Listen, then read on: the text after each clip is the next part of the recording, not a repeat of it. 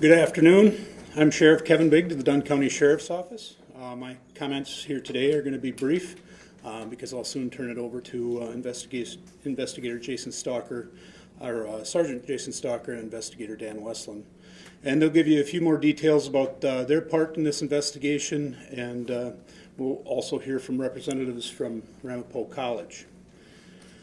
On February 15th, 1974, Mary Kay Schlase was found deceased in the township of Springbrook, Dunn County. Mary's death at the time was ruled a homicide. I'm happy to report that John K. Miller is in custody here in the Dunn County Jail for her murder 50 years later. I can't thank Karen and David from Ramapo College enough for their assistance in this case and for being here today. We are going to take some questions at the end. However, again, just remember that we can't get too much more into details about this case, so Mr. Miller has an opportunity to receive a fair trial here in Dunn County. Sergeant Stalker. All right, good afternoon. I'm Sergeant Jason Stalker. I'd like to read a brief summary of our agency's investigation into Mary's case. As stated at last week's press conference, Mary's homicide case has been an open and ongoing investigation for the past 50 years. There have been multiple investigators from both the Dunn County Sheriff's Office and agencies that have devoted time throughout their careers to this investigation. I think I speak for everyone involved when I say thank you for not giving up on this case and not letting it become lost to time. If you've worked for this agency for any amount of time, you knew about Mary Schlase and her case. It is a very well-known case within our agency and was commonly a topic of discussion, even after all of these years. To summarize, on February 15th, 1974, Mary Schlase was found deceased on the side of a rural Dunn County road in Springbrook Township. Mary was found with multiple stab wounds, and her death was ruled a homicide. Early in the investigation, investigators had an eyewitness statement providing a suspect description and vehicle description. One piece of evidence found at the crime scene was a stocking hat. Investigators at that time knew the hat would be important to the investigation, but probably not in the way we were able to utilize evidence from this hat nearly 50 years later. Prior to DNA technology, the stocking hat was only able to be utilized for human hair comparisons. Multiple leads, tips, interviews, and hair comparisons were done over the course of the next several decades. However, no viable suspects were identified. As DNA technology advanced, there was eventually a partial male profile developed from the scrapings from this stocking cap. That profile was entered into CODIS, otherwise known as the Combined DNA Index System, and there were no matches. This meant our suspect's DNA was never entered into the system, and his identity would remain a mystery for now. Investigators from our agency even went to the extent of exhuming Mary to try and obtain new evidence and develop new leads. In recent years, investigative genetic genealogy has been utilized by agencies all over the United States to help solve cold cases. Dunn County Sheriff's Office investigators turned to Ramapo College and their team of genetic genealogists for assistance in developing new leads for this investigation using the partial male profile developed years earlier. Through their work, a family lineage was identified and new leads were developed. I'll let Investigator Westland speak more on the process of working through those leads developed by Ramapo College and their team, and how we eventually were able to bring a resolution and closure to Mary and her family even after 50 years.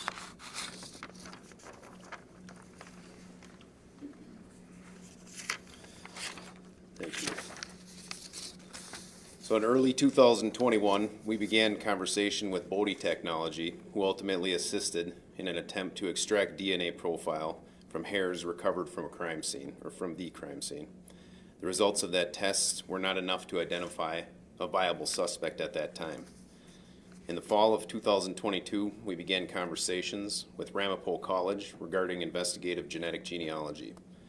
In March of 2023, with the assistance of the Wisconsin State Crime Lab, we partnered with Ramapo College and began working closely with Karen Binder and her team.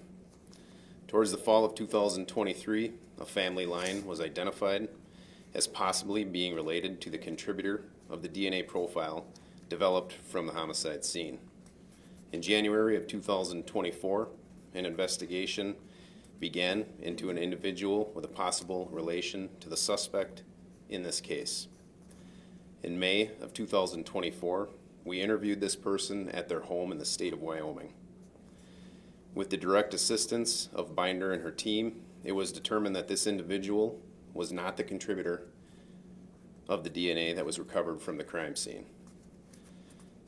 Binder later advised us that a man living in the state of Michigan, who was the first cousin to the man in Wyoming, may be the contributor to the crime scene.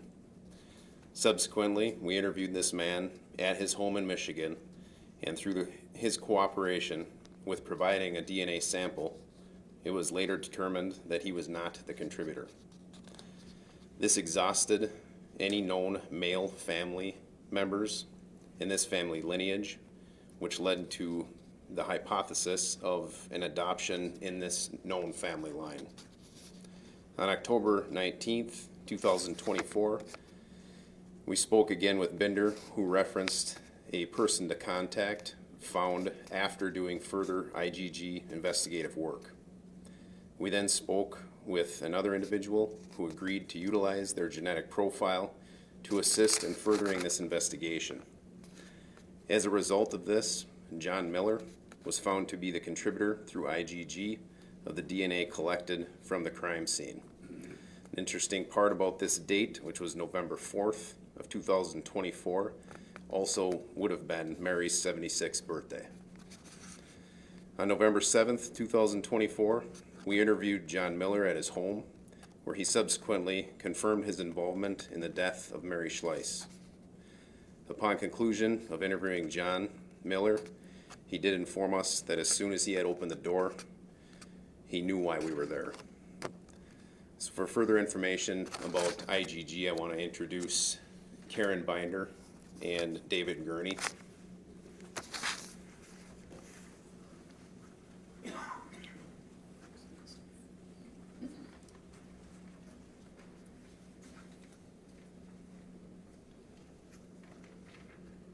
Good afternoon. I'm glad to have the opportunity to give these remarks about the use of investigative genetic genealogy in this case. I want to start by acknowledging the victim in this case, Mary Schleiss, and her family, some of whom are present here today. I also want to recognize the Dunn County Sheriff's Office and thank them for allowing us to help with this case. It's their tenacity and the work of countless investigators over the years, which is why everyone is here today. They never gave up seeking justice for Mary. Investigative genetic genealogy, or IGG, uses genetic and genealogical information to reverse engineer a family tree from an unknown individual's DNA. Our work begins once a genetic profile developed from a biological sample has been uploaded to two consumer genetic genealogy databases, Family Tree DNA and GEDmatch Pro.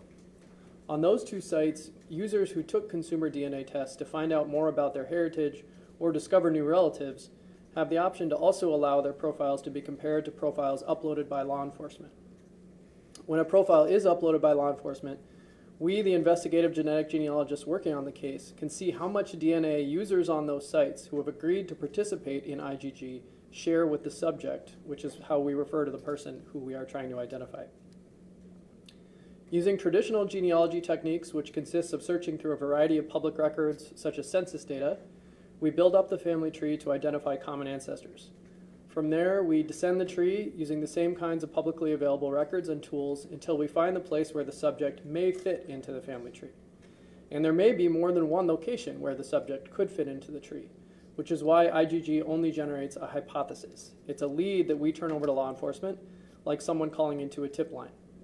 It's then up to law enforcement to go out and confirm or refute that lead using more targeted DNA comparisons. Ultimately, IGG is another tool to help achieve justice. It's certainly the most powerful tool that's been developed since DNA came on the scene in the late 1980s, but it doesn't operate on its own. It requires specialized DNA labs to first generate the genetic profile, and that then depends on law enforcement to confirm the lead and decide whether to make an arrest. It's a tool. Let me just say a few words about Ramapo College, our IGG Center. We opened our doors in 2022 with the goal of providing pro bono IGG services and much needed IGG education for this rapidly growing field. We provide IGG services wherever they are needed, and we have trained over 150 individuals to do this important work professionally and ethically. Let me end by saying that IGG relies on members of the public taking consumer genetic genealogy tests and uploading to Family Tree DNA or GEDmatch Pro and agreeing to participate in IGG searching. Without the public, IGG simply would not work. But with the public support, IGG can help achieve justice in crimes from 50 years ago and bring justice to people like Mary Schlase, and it can help resolve crimes committed in the present. So for people out there who haven't taken a DNA test, please consider doing so. It could be your profile that helps bring justice to another victim. Thank you. Hello, thank you. It was a rewarding experience to work this case. It was a rewarding experience to work this case in collaboration with Dunn County Sheriff's Department.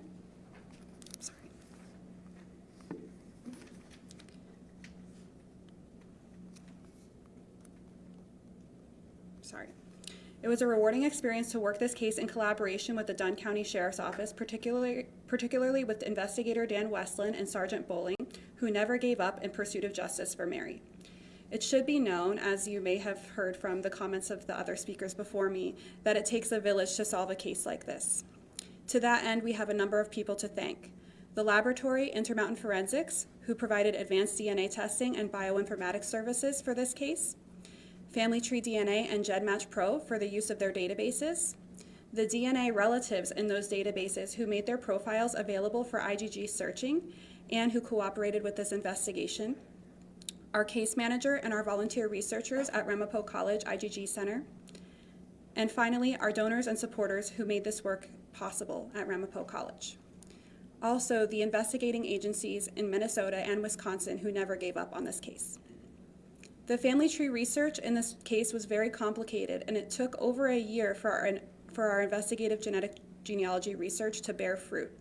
The patience, skill, cautiousness, and dedication of each person who had a hand in investigating this case is unmatched. And while there's still more to be done to bring Mary's case to justice, we're thrilled that IGG has advanced the investigation after more than 50 years. Thank you.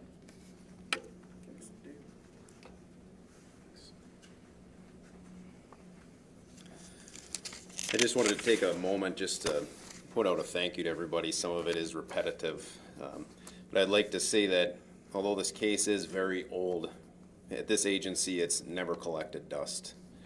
As mentioned before, many great investigators from this sheriff's office and other agencies have worked tirelessly on the case to ensure its successful conclusion. I also want to thank the individuals who shared a genetic relationship with John Miller. Throughout this investigation, as previously mentioned, we traveled to Wyoming, Minnesota, and Michigan following leads and were continuously welcomed into each of their homes. Lastly, I want to thank Bodie Technologies, Intermountain Labs, and most importantly, Ramapo College, specifically Karen Binder, Professor David Gurney, and their team, as without their willingness to assist us with this investigation, this closure could not have been possible. And lastly, we have talked a lot about the facts of this investigation, those involved, and what it took to resolve this case. But we don't want to forget that this is about justice for Mary and bringing her family closure. Mary can be remembered as an accomplished artist, equestrian, sister, aunt, and daughter. Thank you.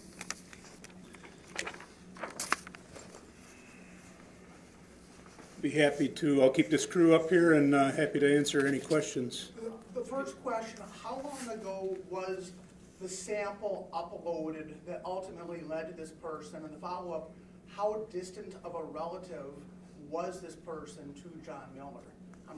Obviously, I don't need person's identity, but any sense on that, guys? Can you ask the first part of the question again? How long ago was that sample uploaded to a database? That was You might step to the mic, please.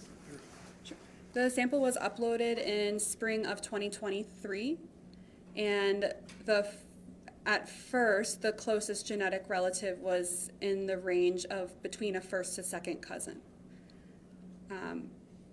Many of the relationships ended up being half relationships because of the adoption situation. So did the cousins in Wyoming and Michigan know that they had an adopted relative in that age range? And can you explain what got you from those people to the daughter who was able to get you closer? My understanding is that they were not aware of having an unknown relative. And it would take a long time to explain how we got from one place to another, but I would just say that everything that we do has to do with public records and our findings on the internet.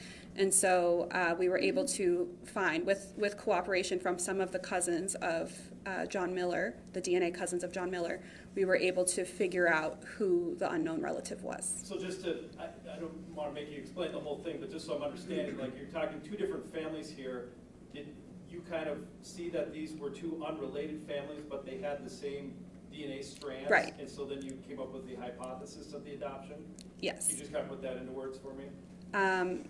Yes. So through DNA and cooperation from some of John K. Miller's biological DNA relatives, we were able to piece together which family the unknown child, who turned out to be John K. Miller, might belong to. So at that point, again, once you hit that, okay, this adoption theory, now what are you looking for? Since these people didn't know they had an adopted relative, what were you looking for to try to lead to that person, since it was unknown to the family you'd identified? Well, I don't want to give too much information about the genealogy, since it may come up later. But there are certain things that you see when people are building their family trees. If they don't know who their relatives are, then that can be apparent in their family tree. So Adoption records? we never have access to adoption records unless the state were, in this case, that did not come up. We don't have any access to adoption records. Can you explain at the college, are these like, is this like a class and students are working there? Can you kind of give an overview of what the college does and how they get cases, how many you do, and what's the difference between that and like Parabon Nanolabs is like a well-known for-profit place? Yeah, just to answer the last part first, we are a nonprofit institution. Ramapo College is one of the state colleges in New Jersey. The IGG Center started in 2022 with the goal of providing pro bono IGG services to agencies all around the country. So we do all of our work for free for the benefit of the agencies and the victims in these cases. We get cases from law enforcement, from medical examiners, from agencies all over the country. And when we started out our program, we did some outreach to agencies, specifically in regions that either Karen or myself have a connection to. And here, I'm from Minnesota, so we reached out to some agencies in Wisconsin and Minnesota. We have different ways of approaching different kinds of cases. For criminal cases like this, all of the work is done in-house by our small team of staff. And for other cases like unidentified human remains, we have volunteers who have taken our certificate program who we bring in to help with those cases. What is the hit rate, or how often are you able to come to a conclusion like this? Do you have a percentage of any kind, or? It's hard to say a hit rate when you're talking about IGG, because depending on the complexity of the case, how close the matches are, whether there is adoption in the family tree, a case can be solved in an hour, or it can take thousands and thousands of hours and many years.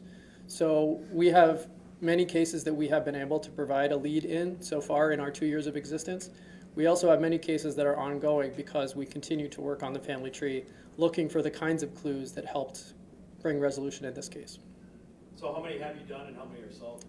We have provided leads in 17 cases at this point. And then how many are you working on in general?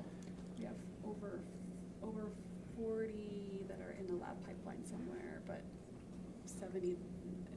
It's hard to say because cases come into us. When they come in, there's a process of speaking to the investigating agency, getting everyone on board, making sure the sample can be found, and then it has to be shipped to a lab. The lab has to generate that profile, which, depending on the sample that's provided, can, again, take anywhere from a couple of weeks to a couple of months. And then at that point, it has to be uploaded to the databases. Sometimes we use only one of those databases. If we don't get what we're looking for, we might rely on the other one. So I'd say total we have about 75 cases at various stages of examination. You provided 17 leads in 2 years, would that be accurate? Yes, Okay. 2 years. What's your reaction to, you know, charges being brought in this case based off of the work you did and the investigation that followed it? I mean, I think my primary reaction is just happiness that there will hopefully be justice for Mary in this case. I do want to emphasize, though, again, that IGG is only a lead. It's ultimately the work of the investigators following up on that lead, confirming it. That is what will bring justice in this case. Going back to what I asked at the beginning, when that hit came in spring of '23, like, does your computer like send off a signal like, hey, look, we got a match? Just tell me the reaction when that uploaded. How did you guys find out about it? And just like, okay, we're onto something here. Just tell us about that moment. Yeah, so initially in the spring of 2023, that initial DNA match of between a first and second cousin that would have been considered to be very, I'm sure I sent an email to Investigator Westland probably saying, this looks like a highly solvable case because you only have to build the family tree back of that person a few generations to figure out what their relationship is to the subject profile that we're researching. However, of course, that ended up being complicated by the adoption. So initially, I'm sure I said it's highly solvable, and then and it still was solvable, but with a couple of hurdles along the way. So it seems that John Keith Miller's DNA was not like in the system, so to speak. Right. Where has he been this whole time? Has he just been local in Minnesota across the border, or how difficult would he be to find? He's, to our knowledge, he's been in the Minnesota area most of his life. Grew up in Minnesota, lived in the Minnesota, area from north of the Twin Cities to in the Twin Cities to south of the Twin Cities most of his life. But he wasn't in the system. He wasn't a criminal felon. He was not loaded in the system. He could have been involved in something prior to collection of DNA. The man's 83, 84 years old, so he could have been involved in, in stuff prior to mandatory collection of DNA on felony charges. We'll take a couple more questions. Marie, any online? All right. Then we'll wrap it up. How recently was it then that the technology advanced to the point where you could get the DNA from the stocking cap? Was this just a couple years ago, 3 years ago? Yeah, in the last 3 to 4 years. Dan, do you want to talk a little bit more about the hair fiber and Sure. how that was established?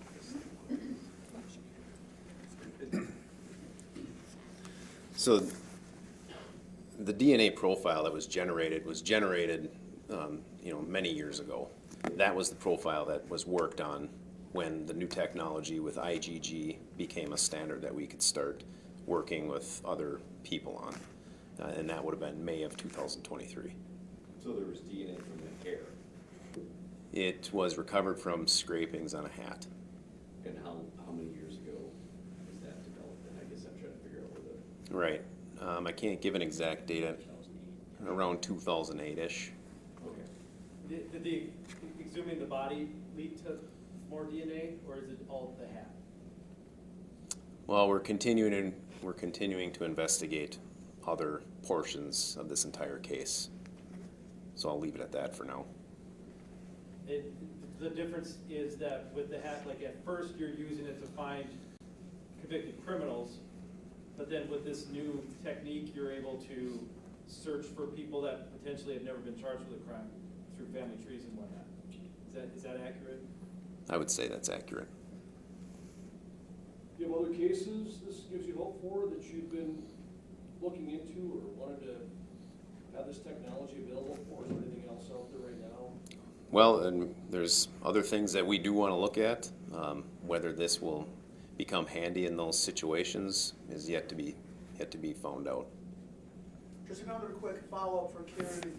So the people from Wyoming and Michigan, like, can you give a sense, like, were they 85, 90% matches? Clearly, they weren't the person, but how close, like, as you interviewed them, how confident were you, like, we're on the right track, we're on the right family? Like, how close was that connection, that DNA match? I don't want to give specifics about that because of the ongoing investigation, but they were close enough family members that it was easy to predict their projected relationship to the suspect profile. All right, thank you. Thank you, guys.